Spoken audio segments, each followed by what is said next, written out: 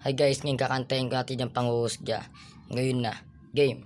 Yo, yo, yo. Napakadebeng mayabang, akala mo kung sino isaligang muta nila. Hindi nila makita sa sarili lang mata. Paano nila makikita ko? Puro kayabangan na kanilang inuuna. Magaling na magaling, madaling sabihin nito na wala ako mararating. Lalo ko pagagaling ang palaro sila magaling. Hindi naman ako nagmamayabang, pero bakit namin sa akin nakaabang? Teka lang, hindi naman ako nagmamadali. Magasikat na rapa sa bodo para tadaan mo. Di mo tumatatalo sa mga datingin ng mga dila ko na mala asintado. Di naman ako loko na kilala mo. Di mo na kailangan pang magpatalo sa sasarin nilang salita.